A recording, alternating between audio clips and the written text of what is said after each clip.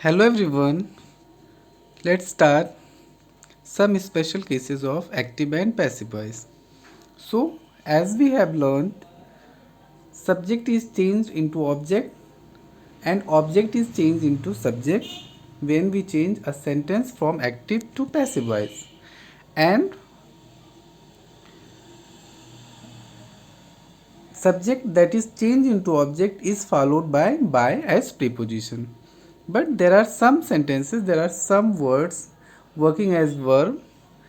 They are not followed by. They use at, to, with, in, etc. as their preposition. So let's see.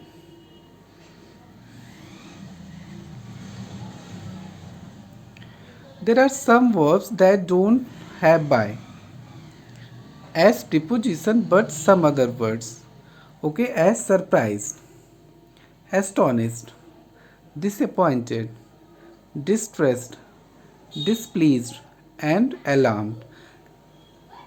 They are the words that are followed by at. ठीक है, ये सारे words जो हैं वो eight द्वारा follow किए जाते हैं, यानी इनके बाद में जो है एट लगता है, बाय नहीं. Okay, let's see some example, they will make it more clear.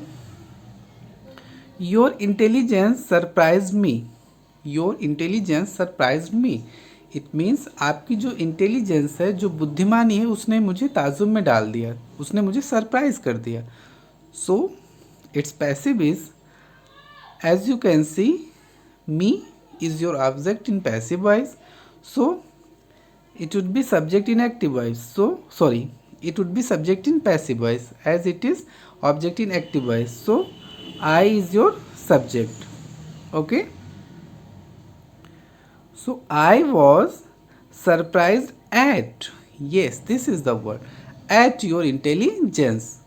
I was surprised eight your intelligence. मैं जो है तुम्हारी समझदारी पे, तुम्हारी बुद्धिमानी पे क्या था, सरप्राइज था. So I was surprise at your intelligence. Likewise his success astonished us. उसकी जो सफलता थी उसने हमें आश्चर्य में डाल दिया. Means he was normal but he succeeded.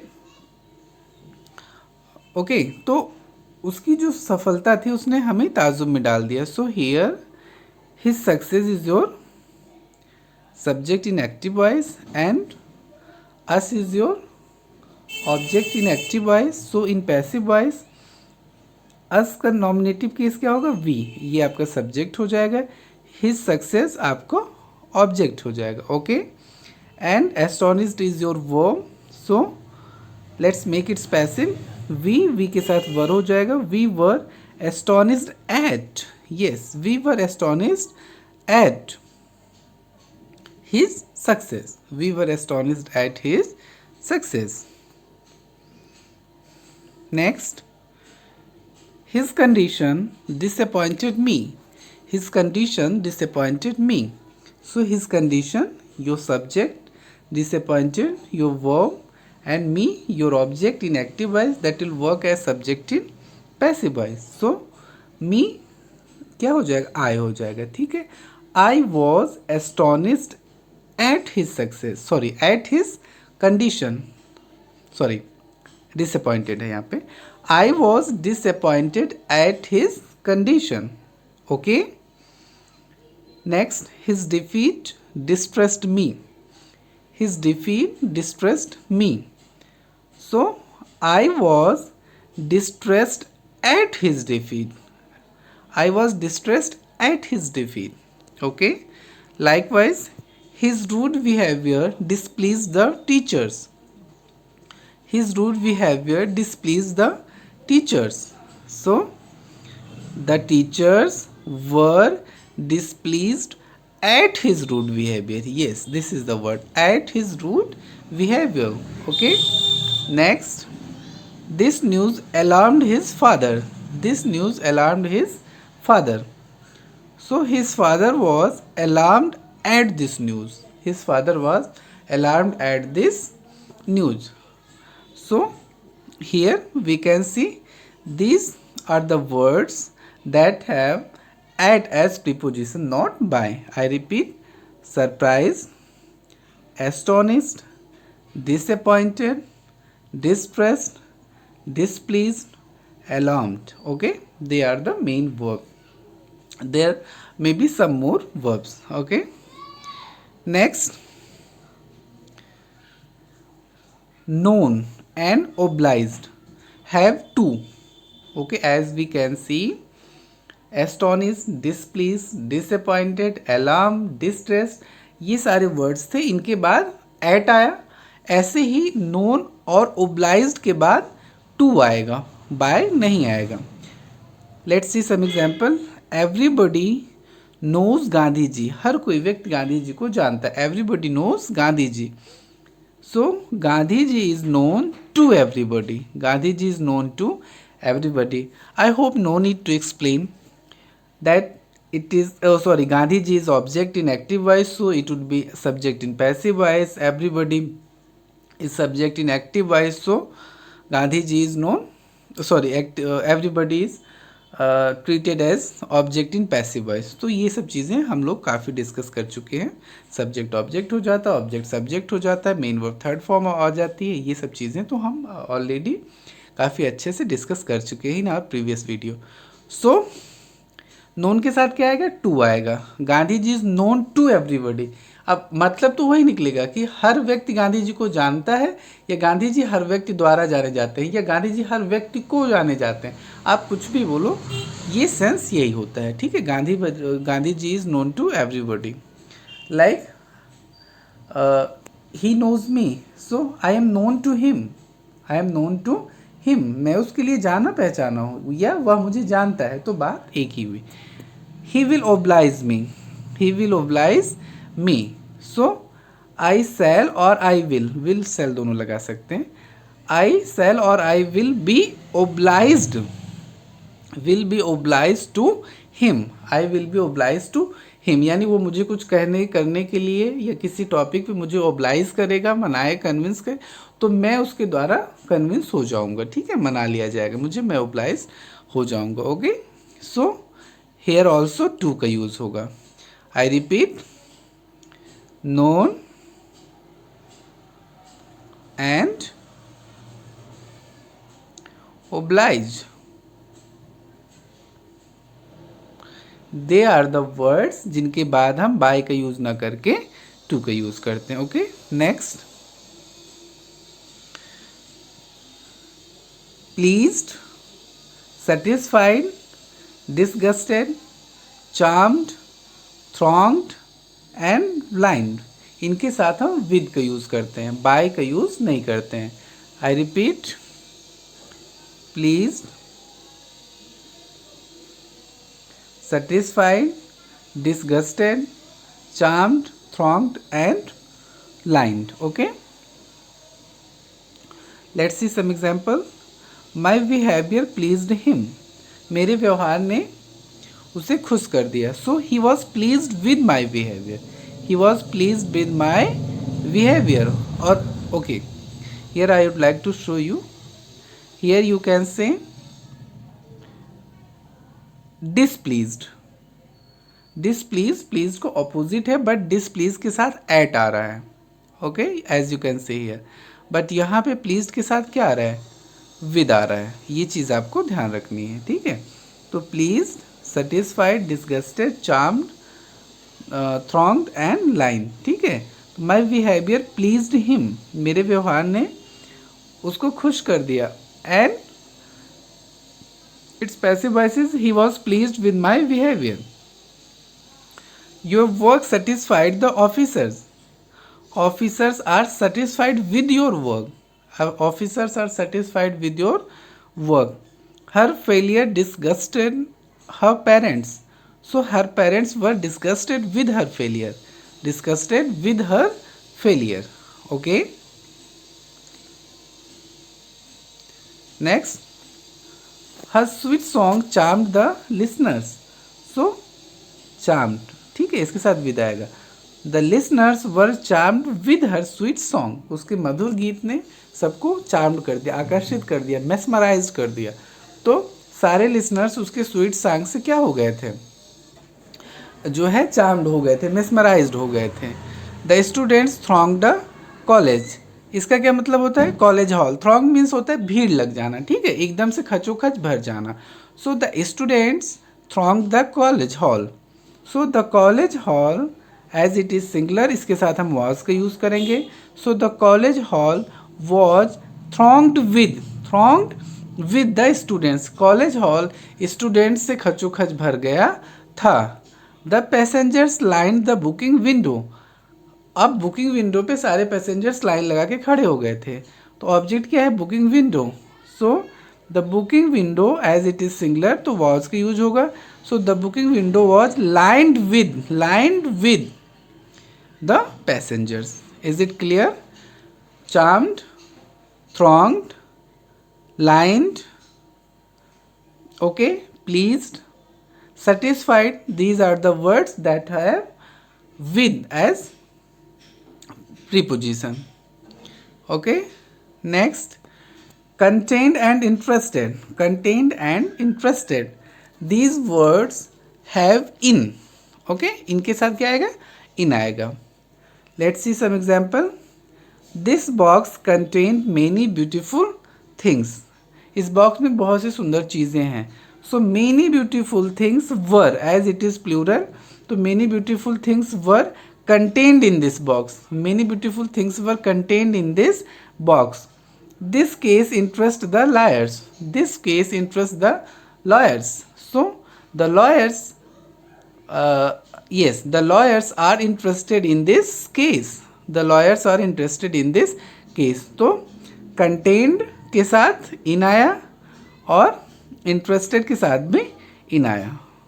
This box contained many beautiful things were contained in this box, clear? This case interests the lawyers, the lawyers are interested in this case। This book interests me, ये किताब मुझे बहुत पसंद है, मुझे बहुत interest बना रही है। So I am interested in this book, I am interested in this book. Okay, is it clear?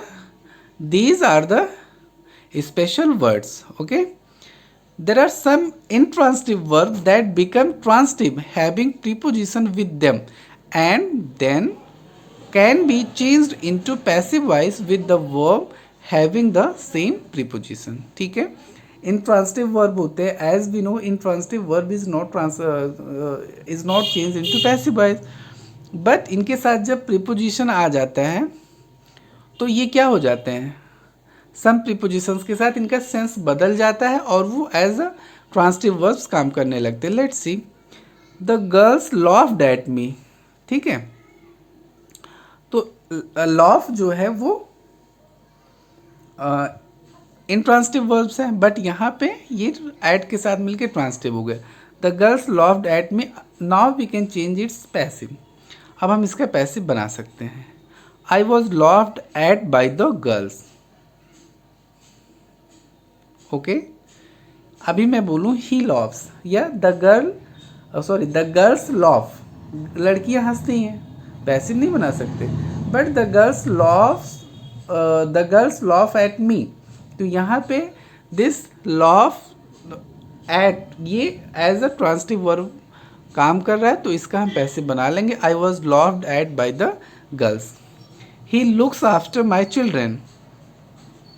So looks after, ध्यान देना, केयर करना। सो ये भी ट्रांसिटिव वर्ब की तरीके से काम कर रहा है। So my children are looked after by him, my children are looked after by me. ये इंपॉर्टेंट वर्ब्स, ऐसे कुछ और भी वर्ब्स होते हैं। ठीक है, तो we must be careful about कि कुछ इंट्रांसिटिव वर्ब्स प्रीपोजिशन के साथ मिलके the work as transitive and then we can change them into passive voice. Some verbs have two objects. Okay, any one of them can be changed into subject while changing into passive voice. So we have discussed these things in our translation section. ठीक है, जब हम translation पढ़ रहे थे उन videos में मैंने काफ़ी अच्छे से डिस्कस किया था। तो let's see, no need to explain it much more, example से समझ लेते हैं। ही गेव मी अ रूपी। In this sentence, we can see you have two objects. First one is me and another one is rupees. तो जो living things होती हैं वो क्या होती है, इनडायरेक्ट ऑब्जेक्ट होती है, और जो नॉन लिविंग होते हैं वो डायरेक्ट ऑब्जेक्ट होते हैं। तो जनरली सेंटेंस में हम पहले इनडायरेक्ट ऑब्जेक्ट को लगाते हैं फिर डायरेक्ट ऑब्जेक्ट को। As we can see here, me indirect है, ये पहले आया है, रूपी जो है डायरेक्ट है, ये बाद में आया है। ठीक है, मी योर इनडायरेक्ट ऑब्जेक्ट पहले आ गया, रूबी डायरेक्ट ऑब्जेक्ट बाद में आ गया। ठीक है, अब सेंटेंस एक है, ऑब्जेक्ट दो हैं, अब किसको हम सब्जेक्ट में बदलें? सो द रूल सेज कि any one of them can be changed into subject. Let's see, यहाँ हमने मी को चेंज किया, मी को चेंज किया हमने, तो आई हो गया। ठीक है, so I was given a रूपी बाय हिम। अब ये अरूपी कहाँ गया? अरूपी जो है ये यहीं पे रह गया, अपनी जगह पे बना हुआ, और बाय हिम हमने लगा दिया ही, क्योंकि यहाँ पे सब्जेक्ट था तो यहाँ पे ऑब्जेक्ट की तरीके से काम करेगा, तो हमने यहाँ पे इसको हिम कर दिया। ठीक है, आई वॉज गिवन अ रूपी बाय हिम। अब दूसरे तरीके से बनाए हम, अ रूपी वॉज, अब की बार हमने रूपी को लिया। ठीक है, रूपी को हमने यहाँ पे सब्जेक्ट बनाया। So a rupee was given to me, this is the difference. अब की बार हमने टू लगा दिया मी के पहले। ठीक है, so a rupee was given to me by him, a rupee was given to me by him. तो जनरली क्या करते हैं कि जब हम इनडायरेक्ट ऑब्जेक्ट को सब्जेक्ट बनाते हैं तो direct object as it is रहता है, बट जब हम इनडायरेक्ट ऑब्जेक्ट को सब्जेक्ट बनाते हैं, सॉरी डायरेक्ट ऑब्जेक्ट को सब्जेक्ट बनाते हैं, तो इनडायरेक्ट ऑब्जेक्ट के पहले टू लगा देते हैं। But you may avoid to, yes this is the thing you must be careful about, कि कहीं पे अगर टू ना भी लगा है तो भी आप उसको सही मान सकते हैं। ज़रूरी नहीं है कि टू मी ही लिखिए आप, अगर आप इसको टू को नहीं भी लिखते हैं तब भी सेंटेंस सही माना जाएगा। Let's see another example, I taught him English. Yes, here I is your subject, taught your verb, him indirect object, English direct object. तो पहले हम इनडायरेक्ट ऑब्जेक्ट हिम को सब्जेक्ट बनाते हैं, तो he was taught English by me, he was taught English by me. यहाँ पे क्या किया हमने, डायरेक्ट ऑब्जेक्ट इंग्लिश को एज इट इज़ रहने दिया, और हिम को ही बना के हमने, यानी इनडायरेक्ट ऑब्जेक्ट को सब्जेक्ट बना के हमने पैसिव वॉइस चेंज किया। और हम इंग्लिश को डायरेक्ट ऑब्जेक्ट को सब्जेक्ट बनाए, English was taught to him by me, English was taught to him by me. तो अब यहाँ फिर हमने टू लगा दिया, बट जैसा कि ऊपर हमने देखा है कि हम टू को अवॉइड भी कर सकते हैं, हम टू को अवॉइड भी कर सकते हैं। तो if we don't write to then it is also okay. English was taught him by me, this sentence is also correct. So okay, I taught him English, this sentence can be changed into passive by means with two methods, ऐसे कह सकते हो। ठीक है, इन two ways, दो तरीके से हम इसको चेंज कर सकते हैं। First, he was taught English by me, और English was taught to him by me. Okay, next, sometimes doer is not used in passive voice as it is not important. Yes, we have discussed this thing in our passive voice also. जब हम sentences का passive voice कर रहे थे, tenses का passive voice बना रहे थे, तो उसमें ये चीज़ डिस्कस की थी। ये चीज़ यहाँ पे फिर से मेंशन की गई है कि जब हम पैसिव वॉइस में जो हमारा डूअर होता है, जो हम बाय लगा के करते हैं, वो कभी कभी इंपॉर्टेंट नहीं होता है, तो हम उसको नहीं लगाते हैं। Let's see some examples, they will make it more clear. Someone has stolen my pen, someone has stolen my pen. Here someone is your subject and my pen is your object, so my pen should be changed into subject in passive voice. So my pen, yes, according to my pen has हो जाएगा, my pen has been stolen, my pen has been stolen by someone. So who is someone? Someone is not important. Okay, किसी ने मेरी pen चुराई। अब किसी ने कहना ज़रूरी है क्या? जैसे मैं बोलूँ कि किसी ने मेरी पेन चुरा ली, या मेरी पेन किसी के द्वारा चुरा ली गई है। तो इतना लंबा बोलने की क्या ज़रूरत, क्योंकि वो किसी का पता ही नहीं कौन है, और वो तो अंडरस्टूड है ना कि किसी ने चुराया ही तो है, किसी ने ही तो चुराया है उसको। तो इसको ऑब्जेक्ट में लेने की ज़रूरत नहीं है। तो मैं हिंदी में बोलूँ, किसी ने मेरी पेन चुरा ली, या मेरी पेन चुरा ली गई, या मेरी पेन चोरी हो गई किसी के द्वारा। अब ये किसी के द्वारा बोलने का क्या मतलब है? So there are some words, they are doer in passive voice, they are not important, so we avoid those words. Okay, so someone has stolen my pen has been stolen. किसी ने मेरी पेन चुरा ली या मेरी pen चोरी हो गई। ठीक है। People speak English all over the world, people speak English all over the world, English is spoken all over the world. अब बाय पीपल लिखने की क्या ज़रूरत है? लोग तो समझ ही है ना, पीपल मीन्स लोग, तो अंडरस्टूड है ना कि दुनिया में लोग इंग्लिश बोलते हैं, या इंग्लिश पूरी दुनिया में बोली जाती है। अब जैसे मैं बोलूँ लोग पूरी दुनिया में इंग्लिश, या पूरी दुनिया के लोग इंग्लिश बोलते हैं, या लोग पूरी दुनिया में इंग्लिश बोलते हैं। इसका जब पैसे बनाएंगे, इंग्लिश पूरी दुनिया में बोली जाती है, इज़ नॉट इट इनफ? ये तो पर्याप्त है ना। नो नीड टू से कि इंग्लिश पूरी दुनिया में लोगों के द्वारा बोली जाती है, भी लोगों, it is understood, so no need to write by the people here. Okay, so thus we complete some special cases. Some cases are rest in passive voice, imperative sentence are rest. Will understand, will make it their passive voices in next video. That's all for today. Thank you.